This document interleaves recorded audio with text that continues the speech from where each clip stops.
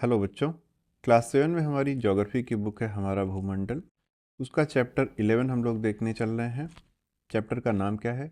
प्राकृतिक प्रदेश एवं जनजीवन। इसका पार्ट था टैगा और टुंड्रा। तो बच्चों, टैगा और टुंड्रा प्रदेश के बारे में हमें इस चैप्टर में पढ़ना है।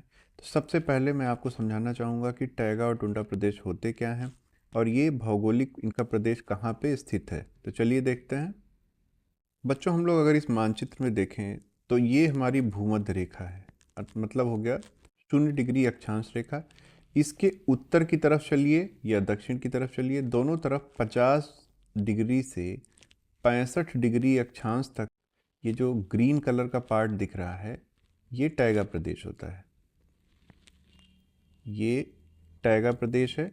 इसी तरह अगर आप साउथ में भी 50 डिग्री से 65 डिग्री के बीच में जाइए तो यहाँ पे आपको मिलना चाहिए था, लेकिन इस क्षेत्र में यहाँ पे जल का विस्तार है। जल का विस्तार होने के कारण यहाँ पे कोई ज़मीन पाई ही नहीं जाती है, जिसकी वजह से टैगा प्रदेश केवल उत्तरी गोलार्ध में पाया जाता है, दक्षिणी गोलार्ध में इसका विस्तार नहीं है। तो ये हो गया आपका टैगा प्रदेश। तो इसका विस्तार देख लिया हम लोगों ने। अब इसका विभिन्न महाद्वीपों में विस्तार देख लेते हैं। देखिए, उत्तरी अमेरिका महाद्वीप में इसका विस्तार इस तरह से है। यहाँ पे ये एरिया होता है अलास्का। अलास्का से लेके लेब्राडोर तक इसका विस्तार है। इसी तरह अगर यूरोप में आते हैं तो यूरोप में यहाँ पे ये जो फिनलैंड नॉर्वे वाला रीजन है, फिनलैंड नॉर्वे वाले रीजन से यहाँ पे बर्खोयास्क रीजन तक इसका विस्तार पाया जाता है। टैगा प्रदेश में जो वनस्पतियां पाई जाती हैं वो शंक्वाकार होती हैं। शंक्वाकार, उनका स्ट्रक्चर कुछ इस प्रकार से होता है। चूंकि शंक्वाकार आकृति को ही टैगा कहते हैं, इसलिए इन पूरे वनों को और इस क्षेत्र को टैगा क्षेत्र या टैगा प्रदेश भी कहते हैं। ये टैगा प्रदेश हो गया। यहाँ के प्रमुख जो पेड़ हैं वो कौन से हैं? चीड़, सेडार, स्प्रूस, फर, ये सारे प्रमुख पेड़ हैं जो इस क्षेत्र में पाए जाते हैं। इनके जो वन होते हैं उनको नाम दिया गया है, इनको बोरियल वन भी कहते हैं। बोरियल वन इनका नाम पड़ गया है। यहाँ की जो मिट्टी पाई जाती है, अगर मिट्टी के बारे में देखेंगे तो मिट्टी यहाँ पे चूँकि ककरीली पथरीली होती है, ज़्यादातर समय यहाँ पे बर्फ़ ही जमी रहती है, तो उसको नाम दिया गया है पॉट जाल।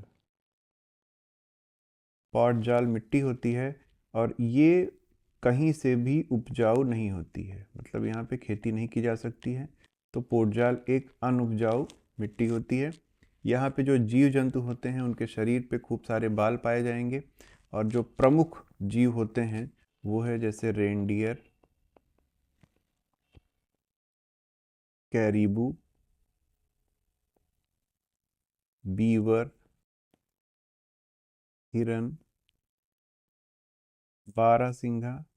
यहाँ पे जो जीव जंतु होंगे वो जीव जंतु, चूँकि बहुत ठंड पड़ने लगती है तो इनके लिए सरवाइव करना मुश्किल हो जाता है, तो ये शीत निद्रा में चले जाते हैं। शीत निद्रा क्या होती है? शीत निद्रा में चले जाते हैं। इसमें क्या होता है कि जब बहुत ज़्यादा ठंड पड़ने लगेगी तो ये ज़मीन के अंदर छोटी छोटी गुफाएं बना लेंगे या जगह बना लेंगे, वहाँ जाके ये रहने लगते हैं। इसी को शीत निद्रा कहते हैं। कुछ जानवर ऐसे भी होते हैं जिनमें मौसमी स्थानांतरण पाया जाता है, मतलब जब इस एरिया में बहुत ज़्यादा बर्फ़ पड़ने लगेगी तो वो यहाँ से पलायन कर जाएंगे और नीचे के क्षेत्रों में आ जाएंगे, और नीचे के क्षेत्रों में तब तक रहेंगे जब तक ऊपर बर्फ़ जमी रहेगी, और जब ऊपर बर्फ़ ख़त्म हो जाएगी तो ये पुनः यहाँ पे वापस आ जाते हैं। तो इसी को कहते हैं मौसमी स्थानांतरण। साइबेरिया क्षेत्र है ये, साइबेरिया क्षेत्र होता है। साइबेरिया क्षेत्र के पक्षी जो होते हैं वो बहुत ठंड पड़ने पे नीचे की तरफ आते हैं। भारत में भी साइबेरियाई पक्षी बहुत बड़ी तादाद में आते हैं। आपको कई बार माघ मेले के समय पे इलाहाबाद में वहाँ पे भी ये पक्षी दिख जाते हैं, और जब ये मौसम सही हो जाता है तो फिर ये वापस अपनी जगह पे चले जाते हैं।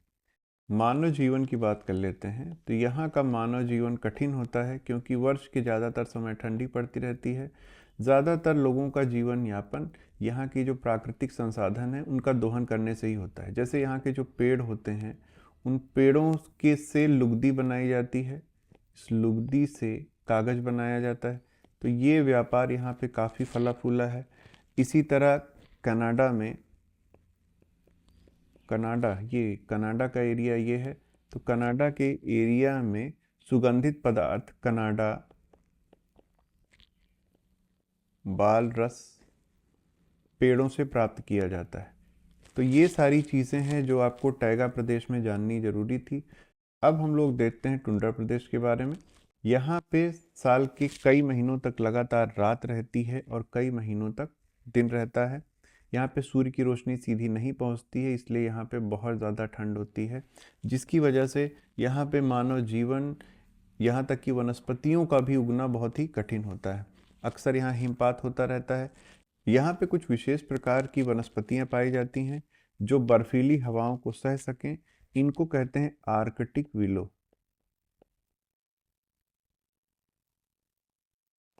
आर्कटिक विलो इन झाड़ियों को कहती हैं। फिर इसके अलावा जब बर्फ थोड़ी पिघल जाती है तो उस समय यहाँ पर लाइकेन, काई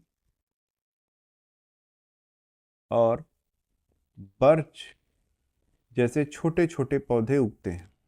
यहाँ के जानवरों की बात करें तो किस प्रकार के जानवर पाए जाएंगे? यहाँ पे जानवर आपको रेनडियर, ध्रुवीय भालू,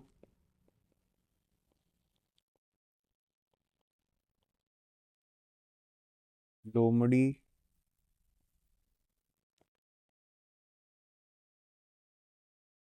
कैरिबू, ये सब यहाँ के जानवर हैं जो यहाँ पे पाए जाते हैं। यहाँ पे जीवन यापन बहुत कठिन है, लेकिन कुछ जनजातियाँ पाई जाती हैं। जैसे उत्तरी अमेरिका में जो जनजातियाँ पाई जाती हैं उनको कहते हैं एस्किमो। एस्किमो पाई जाती है। इसी तरह से यहाँ पे ये जो फिनलैंड वाला एरिया है, फिनलैंड के एरिया में पाए जाते हैं लैप, और साइबेरियाई क्षेत्र जो है वहाँ पे पाए जाते हैं याकूत। तो ये तीन जनजातियाँ आपको बताई गई हैं। याकूत पाई जाती है साइबेरियाई क्षेत्र में, लैप पाए जाते हैं फिनलैंड में, और एस्किमो पाए जाते हैं उत्तरी अमेरिका के क्षेत्र में। तो इस तरह से बच्चों हम लोग इस प्रदेश के बारे में कुछ सामान्य जानकारी अब हम लोगों को हो गई है। चलिए हम लोग अब इसके क्वेश्चन आंसर देखते हैं। तो पहला प्रश्न देखते हैं, टैगा प्रदेश केवल उत्तरी गोलार्ध में ही क्यों पाए जाते हैं? तो हमने अभी देखा कि टैगा प्रदेश का विस्तार 50 से 65 डिग्री अक्षांश के मध्य होता है। दक्षिणी गोलार्ध में 50 से 65 डिग्री अक्षांश के मध्य जलमंडल का विस्तार है, अतः केवल उत्तरी गोलार्ध में ही टैगा प्रदेश पाए जाते हैं। तो बच्चों हमने अभी देखा था कि उत्तरी गोलार्ध में तो यहाँ पे ज़मीन पाई जाती है, लेकिन उसी क्षेत्र में दक्षिणी गोलार्ध में पानी है। तो पानी होने की वजह से उस जगह पे टैगा प्रदेश नहीं पाया जाता है। अगला प्रश्न क्या है, टैगा प्रदेश में कृषि क्यों विकसित नहीं है? तो टैगा प्रदेश में पाई जाने वाली मिट्टी पौडजाल कृषि की दृष्टि से अनुपजाऊ है, अतः टैगा प्रदेश में कृषि विकसित नहीं है।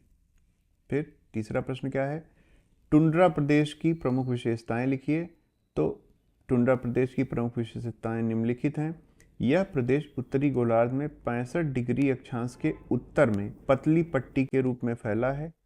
इस क्षेत्र में कई महीने लगातार रात रहती है और कई महीने लगातार दिन। यह क्षेत्र साल के 8 महीने तक बर्फ से ढका रहता है। अगला प्रश्न क्या है, टुंड्रा प्रदेश में कौन सी जनजातियां निवास करती हैं? तो हमने देखा अभी टुंड्रा प्रदेश में आने वाले उत्तरी अमेरिका और ग्रीनलैंड की जनजातियां एस्किमो, फिनलैंड के लैप और साइबेरिया के याकूत हैं। अगला है, टैगा किस भाषा का शब्द है और इसका क्या अर्थ है?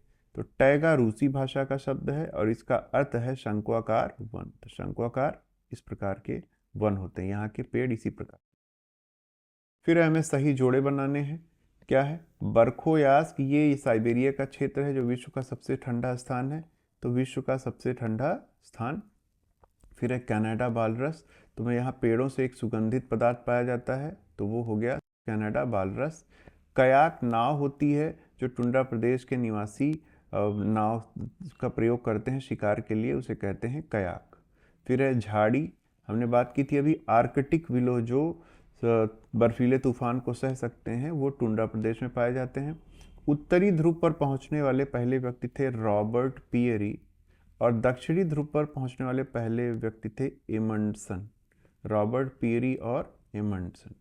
अब रिक्त स्थानों की पूर्ति करनी है। शीतकाल में साइबेरिया के पक्षी भारत के मैदान में प्रवास करते हैं। बोरियल वन केवल उत्तरी गोलार्ध में पाए जाते हैं। काई, लाइकेन और बर्च टुंड्रा प्रदेश की वनस्पतियां हैं। ये टुंड्रा प्रदेश, ये रेड से होगा। टैगा प्रदेश में बोरियल वन पाए जाते हैं। फिनलैंड के टुंड्रा निवासियों को लैप कहते हैं और टुंड्रा निवासी शिकार के लिए जिस नाव का प्रयोग करते हैं उसे कयाक कहते हैं। अब भौगोलिक कुशलताएं में विश्व के एक रिक्त मानचित्र पर टैगा और टुंड्रा प्रदेश को अलग अलग रंग से दिखाइए।